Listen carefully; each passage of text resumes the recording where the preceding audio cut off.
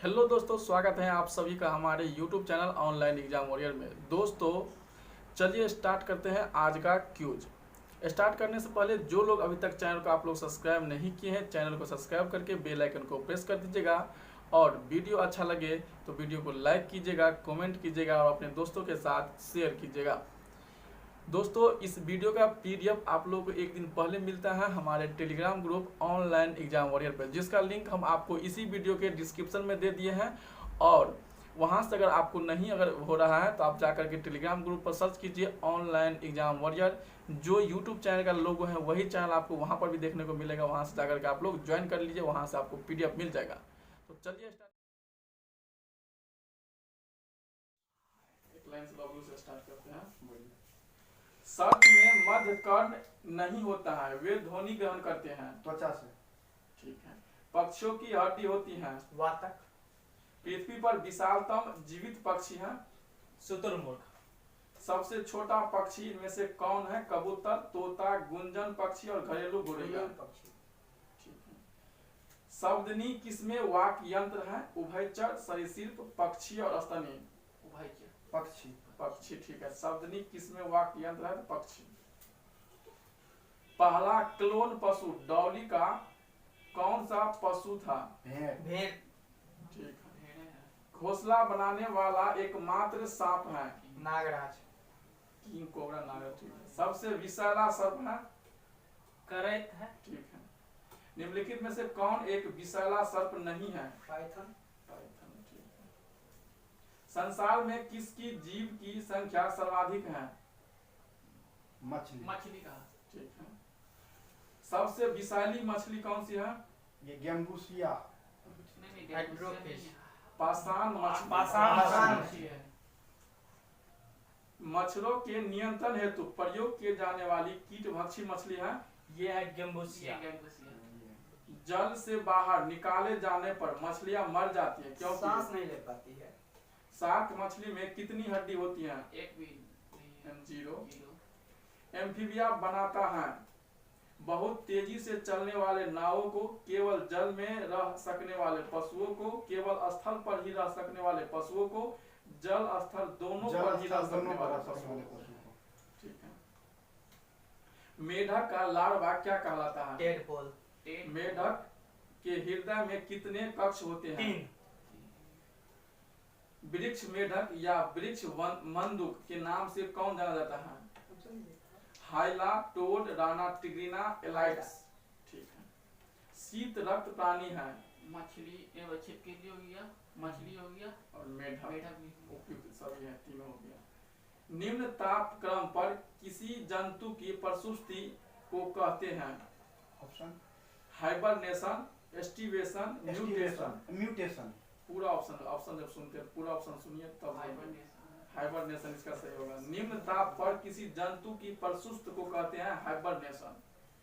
उच्च ताप पर किसी जंतु की प्रसुस्त को क्या कहते हैं? एस्टिवेशन। नहीं, म्यूटेशन। निरसंस प्राणी कौन सी है? कछुआ। निम्न में से किस जंतु में आश्रु ग्रंथि नहीं होता है? घड़ियाल। ठीक है, घड़ियाल।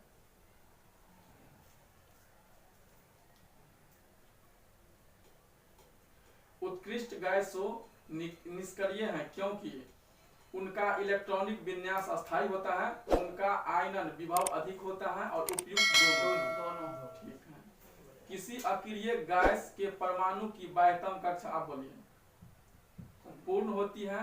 1 इलेक्ट्रॉन होता है, 2 इलेक्ट्रॉन होता है और 8 इलेक्ट्रॉन होता है? 8 इलेक्ट्रॉन होता है। नहीं, पूर्ण इलेक्ट्रॉन होता है। बबलू बोलिएगा। पहाड़ी में 8 ही ना होगा। ठीक है, 8 है, उसी को पूर्ण में जाता है।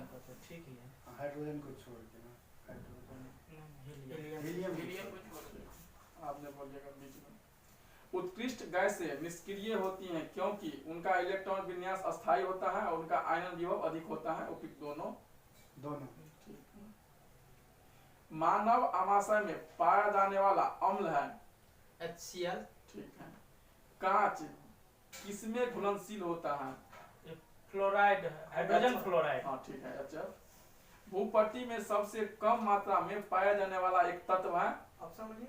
Manganese, chlorine, statin. स्टैटिन। ठीक है, स्टैटिन। भूपट्टी में सबसे कम मात्रा में पाया जाने वाला तत्व है स्टार्टीन।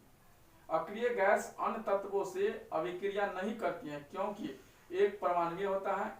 इनके परमाणुओं का आकार बहुत छोटा है। यह अधिक मात्रा में नहीं पाई जाती है। इनमें पूर्ण युग्मित अस्थायी कोष होता है। यही होगा डी नंबर हो गया आंसर। पूर्ण युग्मित अस्थायी कोष। इनमें पूर्ण युग्मित अस्थायी कोष होता है। अक्रिय गैस की खोज करने का श्रेय किसे प्राप्त है? ठीक है। हवाई जहाज के टायरों को चौड़ा करने में निम्नलिखित में से कौन सा गैस प्रयुक्त होता है रणदीप? हीलियम।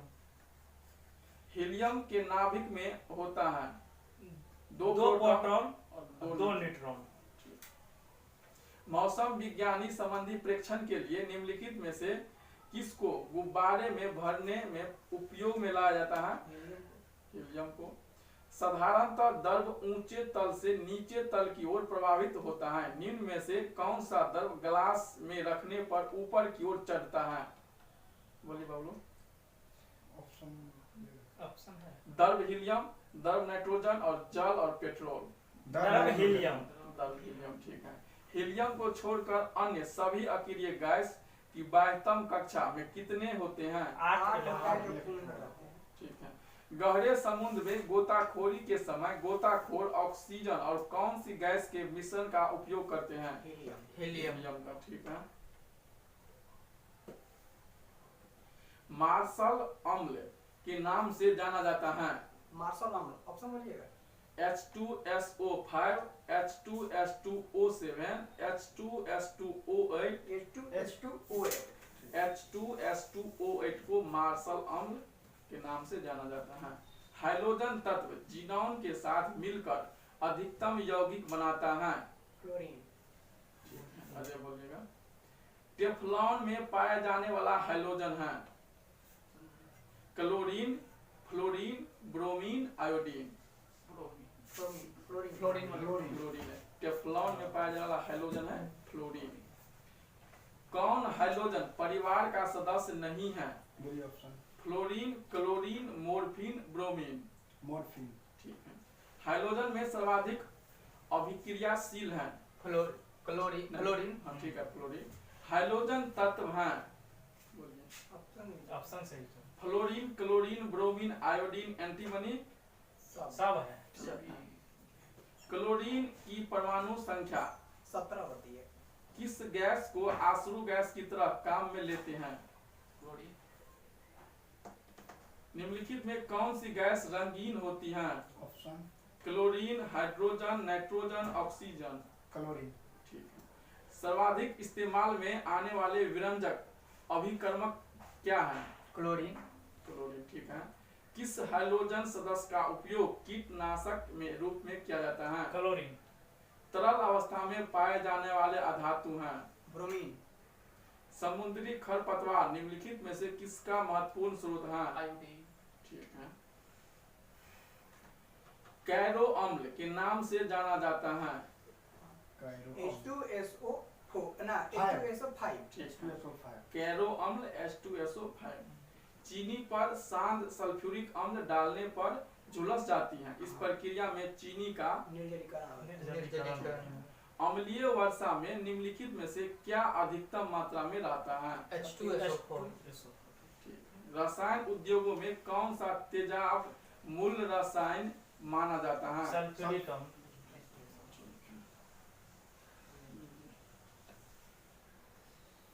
क्या बचा है? साइंस।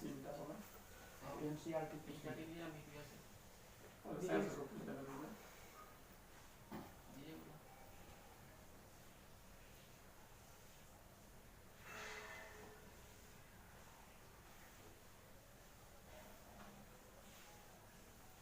बताइए समजात अंग किसे कहते हैं? जो जो देखने में समान जैसा हो असमरूप जो उसका रचना होता है वो अलग अलग हो। समझाने देखने में समान हो। देखने में समान हो, कार्य कार्य में भी समान हो। नहीं, समरूप अंग। समरूप जो है ना कार्य में एक हो, हाँ। देखने में संरचना अलग अलग अलग अलग हो। असमजात होता है ना कि जो रचना में समान हो। रचना में समान हो, कार्य अलग अलग अलग। अलग। अवशेषीय अंग मनुष्य में कितना है? 100 से प्लस। ठीक है। अवशेषीय अंग कहते किसे हैं? जो इसको यूज मनुष्य के पहले किया था, मतलब लेकिन अब पहले नहीं नहीं हो होता रहा। था और उसी का कुछ अंश जो है पूर्वजों द्वारा प्रयोग में लाया जाता था, धीरे धीरे उसके प्रयोग नहीं करने पर वो गायब होता गया। ठीक ठीक। बताइए सर्वप्रथम प्रकाश संश्लेषित जीव कौन सा है? साइनोबैक्टीरिया। नील हरित शैवाल। साइनोबैक्टीरिया। ठीक है, वो नील हरित शैवाल पहला जीव ही था। पक्षियों का विकास किस वर्ग से हुआ है? सरीसृप से सरीसृप से पक्षी का पक्षियों का सरीसृप से विकास हुआ है। और मत्स्य का विकास किस में हुआ है? जल में हुआ। जल में। ठीक है। जल स्तर चर जीवों का विकास किस वर्ग से हुआ है? मत्स्य ये मत्स्य से हुआ है। स्तनीय वर्ग का विकास किससे हुआ है? ये भी सरीसृप से हुआ है। सरीसृप से हुआ है। जीवाश्म किसे कहते हैं? बहुत अरे क्या पता नहीं। चलिए, खनिज चट्टानों के नीचे कई सालों करोड़ों वर्ष दबे रहने के कारण जो अवशेष के रूप में बचता है उसी को जीवाश्म कहते हैं। हाँ, चट्टानों चट्टानों या फिर जीव कोई जंतु भी कोई भी चीज। जंतु, जीव जंतु या फिर पादप हाँ। सालों से अगर कहीं चट्टान के नीचे या कहीं भी हो जमा, उसे ही जीवाश्म कहते हैं। अनेक ऐसे प्राचीन जीवों व पादपों का अवशेष जो हमारी पृथ्वी पर विद्यमान थे परंतु बाद में समाप्त या विलुप्त हो गए। बताइए लैमार्कवाद का सिद्धांत क्या है? अंगों के कम या अधिक उपयोग का सिद्धांत भी इसे कहते हैं। उपार्जित लक्षणों का अध्ययन किसके अंतर्गत किया जाता है? यानी कि इसके अध्ययन को क्या कहते हैं? टेंट से कुछ है, ठीक है, टेंटोलॉजी। टेंटोलॉजी। ह्यूगो डी ब्रिज ने दिया था उपार्जित लक्षणों का सिद्धांत। बताइए नव डार्विनवाद क्या है? डार्विनवाद वाला को फिर से हाँ, डार्विन के मरने के बाद उसके जो अनुयायी था, डार्विन के पश्चात इसके समर्थक द्वारा डार्विन को जीनवाद के ढांचे में ढाल दिया गया, जिसे नव डार्विनवाद कहा गया।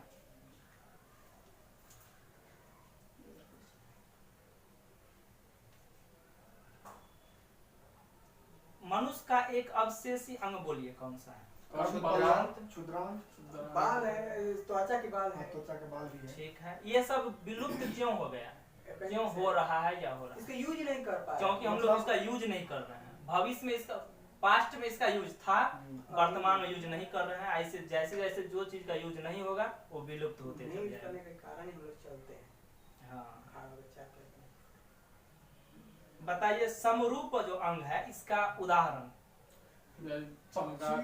पक्षी का पंख और तितली का पंख, मतलब वो रचना में समान होता है लेकिन हाँ, जो पक्षी का पंख किसका रूपांतरण है? पैर कैसी का है? पैर का है। अग्र आगे वाला। देखिए इसमें पूरा बोल देते हैं। तितलियों का जो पंख की रचना है वह शरीर भित्ति के भुंज द्वारा होता है। ठीक है। पक्षियों का जो पंख की रचना है अग्रपाद है, यानी उसका अगला पैर है। ये जो कि पर के रूप में यानी कि पंख के रूप में डेवलप हो चुका है। चमगादड़ के पंख की रचना हाथ के 4 उंगलियों की तरह है। यही सब इसका उदाहरण है।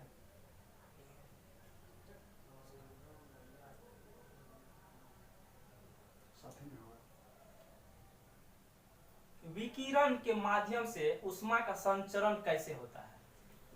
बिना बिना माध्यम को गर्म किए गरम ठीक किया, है। एक सरल रेखा में उष्मा का गमन गमन करना करे। वही विकिरण है। इसे एक वस्तु से दूसरे वस्तु में ऊष्मा प्रभावित करने के लिए माध्यम की आवश्यकता नहीं पड़ता है।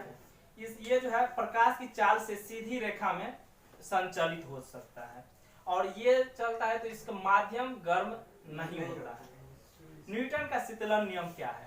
न्यूटन का नियम है कि अगर कोई वस्तु ठंडी है तो उसके अगल बगल की चीज भी ठंडी रहेगी। बताइए इस समान अवस्था रहने पर विकिरण द्वारा किसी वस्तु के ठंडे होने की जो दर है वस्तु तथा उसके चारों ओर के माध्यम के तापांतर के अनुक्रमानुपाती होता है। वो बढ़ेगा तो भी बढ़ेगा, घटेगा तो भी बढ़ेगा। वस्तु जैसे जैसे ठंडी होती जाएगी उसे ठंडा होने की दर कमी हो। जैसे कोई वस्तु है, हीट है, ये गर्म जो है, इसके गर्म है, इसे ठंडा होने की जो दर है किस पे डिपेंड करेगा? एटमॉस्फेयर पर, आसपास के वायुमंडल पे। अगर ये जो है जितना मतलब डायरेक्टली प्रोपोर्शनल काम करेगा, और जितना धीरे धीरे वो ठंडा होते रहेगा टाइम पीरियड बढ़ता जाएगा। इसी पे ऑब्जेक्टिव आता है जो कोई पिंड है जिसका टेम्परेचर 90 से 80 आने में अगर 10 मिनट का समय लगता है, तो फिर 80 से 70 आने में 10 मिनट से अधिक का समय लगता है। स्टीफन का नियम क्या है?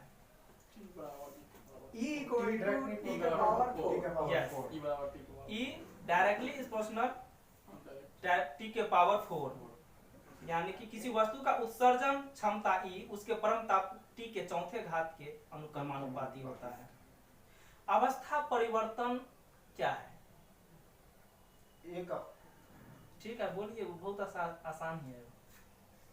ताप समान रह के एक वस्तु की अवस्था एक दूसरे से अवस्था में चेंज किया जा सकता है।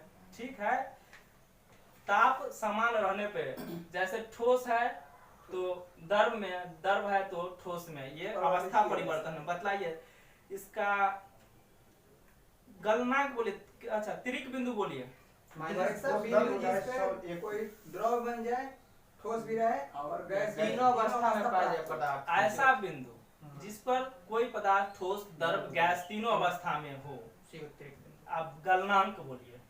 गलनांक होता है कि जिस ताप बिंदु समान के रहे। नीचे कोई वस्तु गलना कोई ठोस दर्द हो जाता है, दर्द उसे हो गलनांक जाता है। कहते हैं। समान ताप उसको रहते गलाने हुए। का जो मतलब टेम्परेचर होता है उसे गलनांक कहते हैं। एक मिनट, समान टेम्परेचर पे या निश्चित टेम्परेचर पे ठोस द्रव में जो गल जाते हैं, परिवर्तित हो जाते हैं, उसे ही गलनांक कहते हैं। उसे गलन कहते हैं, इस प्रक्रिया को गलनांक कहते हैं।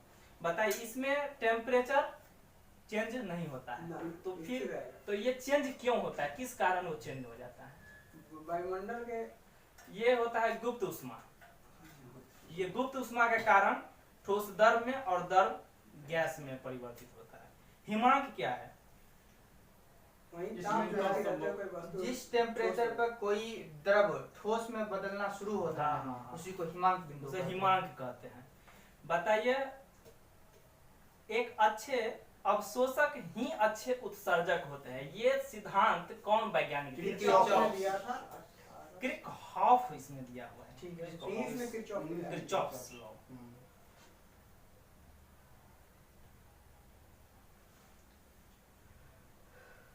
क्या है इसमें? केमिस्ट्री। साबुन। बताइए, स्नान करने के लिए जो साबुन रहता है उसमें क्या होता है? पोटेशियम KOH होता है उसमें, पोटेशियम हाइड्रोक्साइड। दर्द के साथ वसा के साथ हाँ, पोटेशियम हाइड्रोक्साइड और KOH। उसमें सोडियम हाइड्रोक्साइड। सीमेंट, ये तो दूसरा। हाँ, सीमेंट होगा थोड़ा नीचे में। क्लियर नहीं हो क्लियर नहीं है। साबुन जो है किससे बनता है? वसा और ग्लिसरॉल से। वसा। ठीक है, साबुन बनाने की प्रक्रिया को क्या कहते हैं? साबुनिफिकेशन, साबुनीकरण।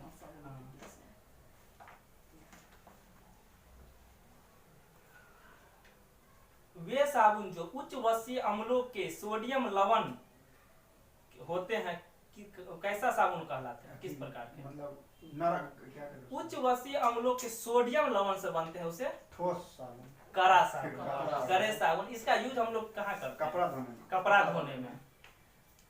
और वे साबुन जो उच्च वसीय अम्लों के पोटेशियम लवण होते हैं, वो किस प्रकार के साबुन कहलाते हैं? डिटर्जेंट। नहीं, मुलायम। मुलायम साबुन। इसका यूज किस में करते हैं? शरीर ना, लगना। स्नान करने में यूज करते हैं। ठीक है, डिटर्जेंट क्या है? इसमें लंबी श्रृंखला का हाइड्रोकार्बन होता है एवं श्रृंखला के अंत में एक ध्रुवीय समूह, परंतु ये साबुन के इस मामले में उत्तम होते हैं। बताइए, डिटर्जेंट एवं एंजाइम मिला पदार्थ कपड़ा की धुलाई कैसे करते हैं? बारीकी से अच्छा से बहुत करता है। बहुत बारीकी से अच्छा से। अच्छा से करता है। इस प्रकार के धुलाई को क्या कहते हैं? बड़ा आसान शब्द है, बोलिए। माइक्रो सिस्टम धुलाई। माइक्रो सिस्टम बोला। पानी में साबुन और डिटर्जेंट की मैला दूर करने की क्रिया क्या कहलाता है? मतलब किसके निर्माण से के द्वारा होता है? मिसेल। मिसेल। सीमेंट जो है किस किस से बनता है? चूना, सिलिका, एल्यूमिना। सोना से। ठीक है। सीमेंट में जिप्सम क्यों मिलाया जाता है? उसको दर कम करके जमने का दर जमने का दर घटाने घटाने के लिए। जमने की जो टाइम पीरियड है उसको घटाने के लिए, बढ़ाने के लिए, अरे हाँ, बढ़ाने के लिए। मैंने आस्ते से आस्ते जमे। बढ़ाने के लिए। नहीं तो पानी मिलाएगा तुरंत वो जम जाएगा। कहने का अर्थ गड़बड़ा गया था। सीमेंट उत्पादन संयंत्रों को किस किस की आवश्यकता होता है? देखिए चिकनी मिट्टी, ठीक है, चूना, ठीक है। चूना पत्थर, हाँ, मृतिका वही है, जिप्सम, लाल मिट्टी उसी को कहते हैं चिकनी मिट्टी। सब इसमें मिला जाता है। इसमें बताइए सीमेंट में किसका सिलिकेट रहता है? सिलिकॉन कैल्शियम के एल्यूमिनेट तथा सिलिकेट होता है। कैल्शियम के एल्यूमिनेट तथा सिलिकेट का मिश्रण होता है। बारूद का आविष्कार कौन किया था? Roger bacon. रोजर बैकन किया था। किस से? Potassium nitrate. ठीक है। इसका यूज 1346 ईस्वी में कौन किस युद्ध में किया? इंग्लैंड ने यूनान में। आई होप आज का वीडियो आप लोगों को अच्छा लगा है। अगर अच्छा लगा है तो वीडियो को लाइक कीजिएगा, चैनल को सब्सक्राइब नहीं किए सब्सक्राइब करके बेल आइकन को प्रेस कर दीजिएगा। और बेल आइकन को प्रेस करने के लिए इसीलिए बोल रहे हैं क्योंकि जब भी हम वीडियो अपलोड करेंगे तो उसका नोटिफिकेशन आपको तुरंत मिल जाएगा। और अगर वीडियो आप लोगों को लगता है कि बेनिफिट है तो अपने दोस्तों के साथ अपने सोशल मीडिया प्लेटफॉर्म पर जो व्हाट्सअप, फेसबुक जहां पर भी हो आप लोग जरूर उसको शेयर कीजिएगा। और कमेंट बॉक्स में वीडियो को कमेंट जरूर कीजिएगा कि आप लोगों को यह वीडियो कैसा लगा है। तो चलिए आज के लिए इतना ही। धन्यवाद। मिलते हैं फिर अगले वीडियो में। जय हिंद।